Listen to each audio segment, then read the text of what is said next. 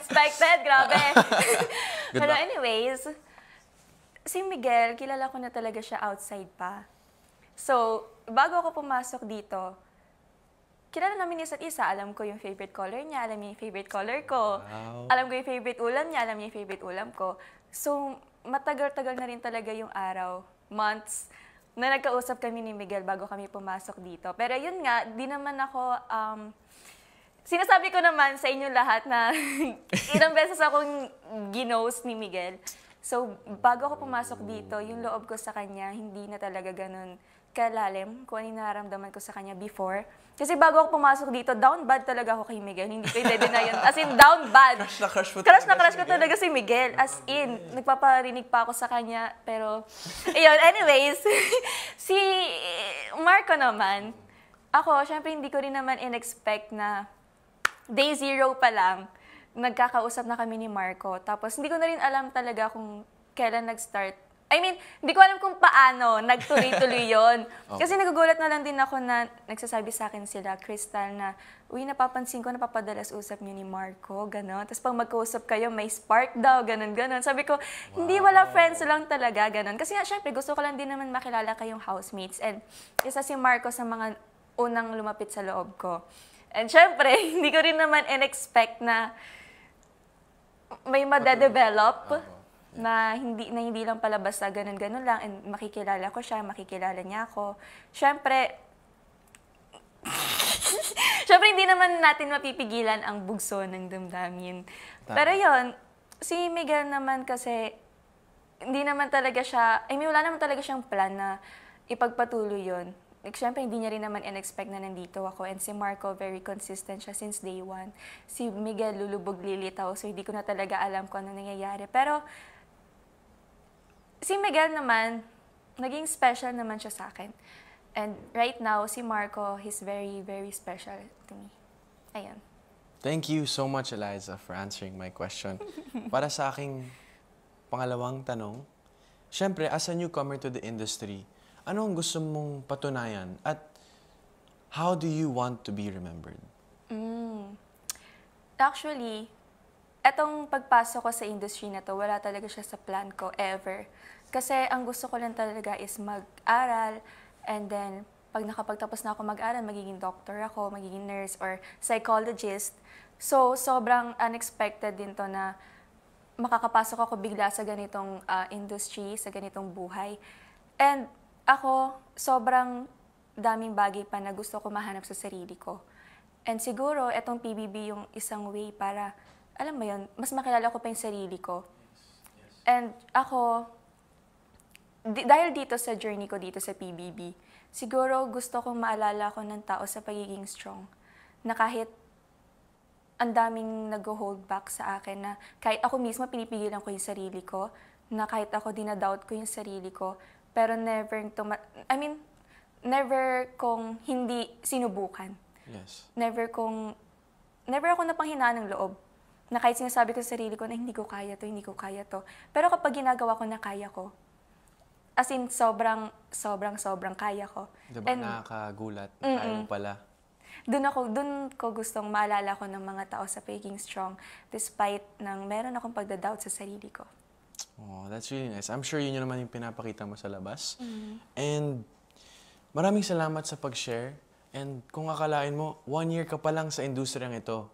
Pero grabe, nandito ka na sa bahay ni Kuya. Right? Yes. What a truly a blessing. Na ngayon nagtatapos ng aking part dito sa interview. Gusto kong ipakilala sa yung aking kaibigan, second host natin ngayon. Wow. Na parang anghel na bumaba. Clifford, take the floor. Wow, parang anghel na bumaba. Grabe bro ha, maraming salamat sa warm welcome bro. Welcome. Thank you, Eliza. Thank you, Minigo. Good luck, bro. Thank you bro. Hello, Clifford. Hello Eliza. Hello. Magandang gabi sa'yo. Magandang gabi. So ngayon naman Eliza, magsa-start na ang pangalawang parte ng interview natin. Na syempre, tatawagin nating sino si Angel. So dito Eliza, pag-uusapan natin yung buhay mo outside of showbiz, behind the camera. So ready ka na Eliza? Ready na. Ready? Okay, let's go! So, for my first question, Eliza, I want to ask, who's Eliza kapag tinanggal mo lahat ng camera, makeup, at ang buhay showbiz. In short, sino si Angel? Ayan na. Ito na yun. Okay. So, si Eliza, syempre nakilala siya ng tao as, strong, makulit, mainhen. Pero si Angel, ito, lagi sinasabi ng parents ko, si Angel maldita. Bakit? Grabe. Hindi kasi, pag sa bahay kasi namin, hindi ko hinahayaan. Pag inaway ako ng kapatid ko, hindi ko hinahayaan na maaway lang ako. So, inaano ko rin, parang, ano ba? Bakit ko ba ganyan? Ginaganon ko. So, natatawag ako ng maldita. Pero anyways, si Angel, very understanding siyang tao. Si Angel, kaya niya maging mahina sa harap ng tao. Si Angel, sobrang selfless niya. As in, super na kahit dumating sa point na pamilya na or kaibigan na yung nakasalalay, ayun pa rin talaga yung unahin niya na okay lang kahit matalo si Angel, basta okay yung family, yung friends. Ganun si Angel. And super, super, super bigat na dinadala talaga ni Angel na hindi niya hinahayaang matakpan ng pagkatao ni Eliza. Kasi yun nga, si Eliza, gusto ko strong lang eh. Si Angel, dun ko talaga na-allow yung sarili ko na maging mahina. And syempre, mapagmahal sa pamilya and sa friends. At si Angel, sobrang lalim niyang tao. Si Eliza hindi. Pag tinanong mo kamusta ka, ang sagot niya lang, okay lang. Pero pag tinanong mo si Angel, marami kang magaganon. Marami kang maririnig kay Angel. Ayun. Grabe. So, si Angel pala yung parang nagpapakita ng vulnerability. Okay, so ayun, nabanggit mo na, syempre, si Angel, mapagmahal siya sa family niya. So, for my next question, syempre, alam na namin na mahal ni Angel yung family niya.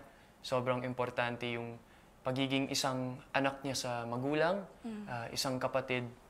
Pero, Eliza, gusto ko lang tanungin, meron ka bang nais na maramdaman o marinig na hindi pa naipadama ng pamilya mo?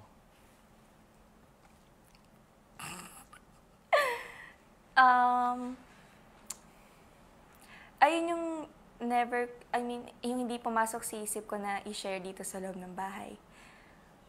Kasi natatakot ako sa family ko. Hindi naman natatakot na alam kong meron silang gagawin after kong masabi. Pero kasi, bago ako pumasok dito, sinabihan nila ako kung ano yung dapat kong sabihin sa hindi dapat sabihin.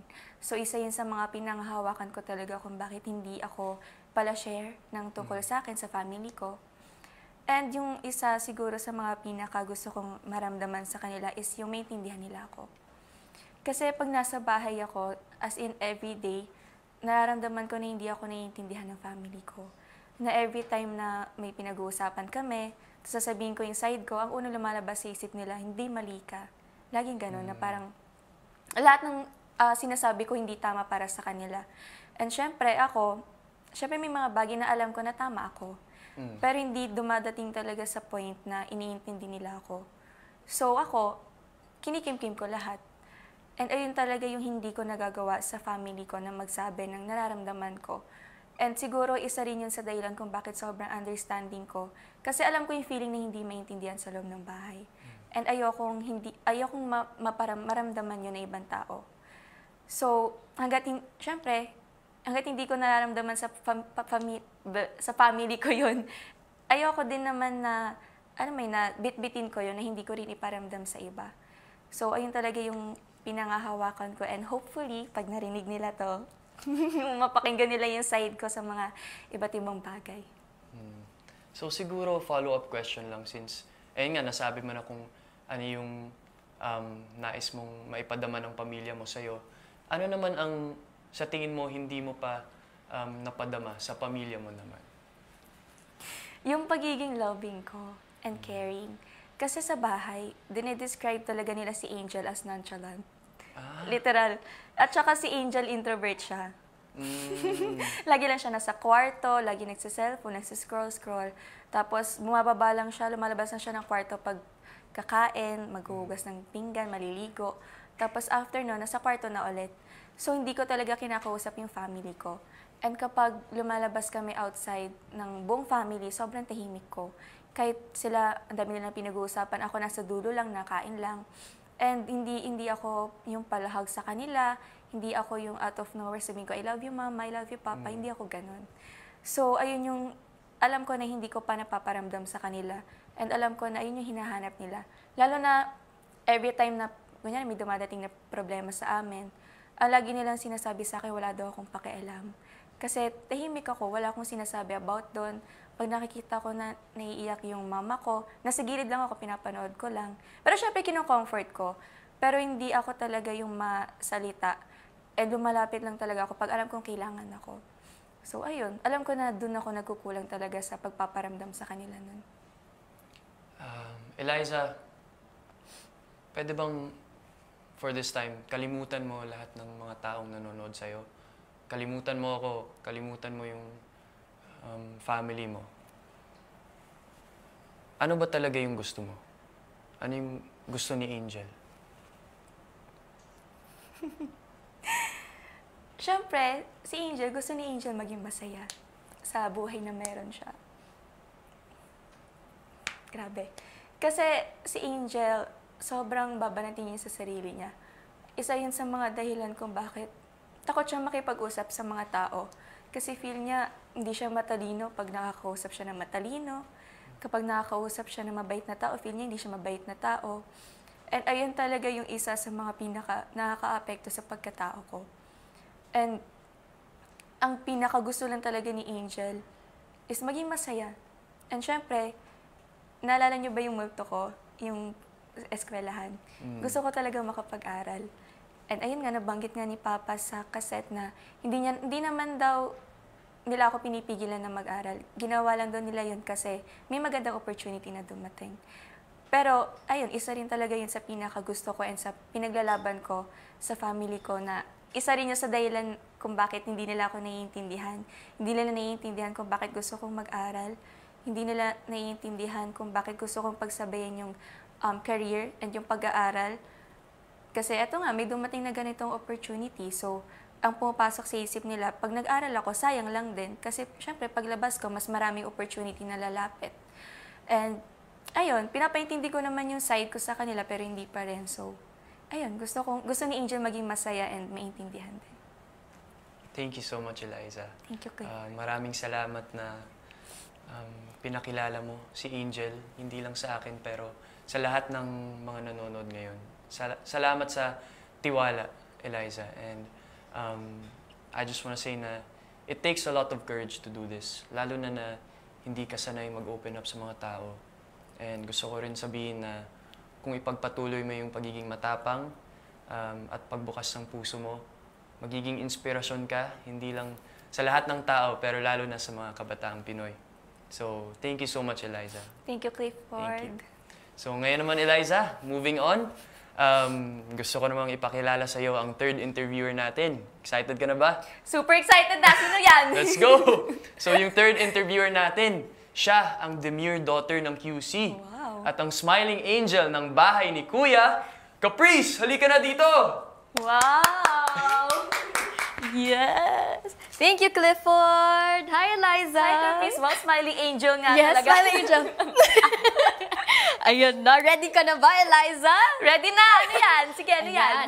Ngayon naman, Minadong Dilag. Dahil yan ang moniker mo dito sa loob ng bahay ni Kuya, tama? Yes, yes. Titignan natin kung talagang determinado nga ba talaga si Eliza at kung bakit. Handa ka na ba? Handa na! Handa na!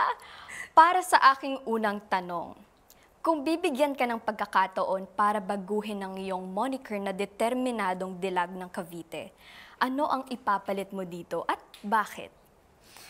Wow! First time niyang natanong sa akin! Oh my God! Oh my God! Wait lang, hindi ako ready for this. Okay. Determinado?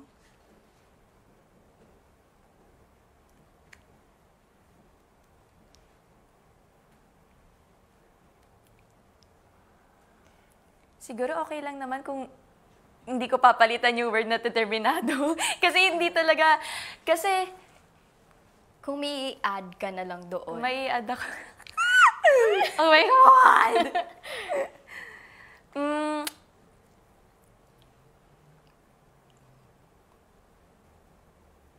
Oh my God, ang hirap ng tanong.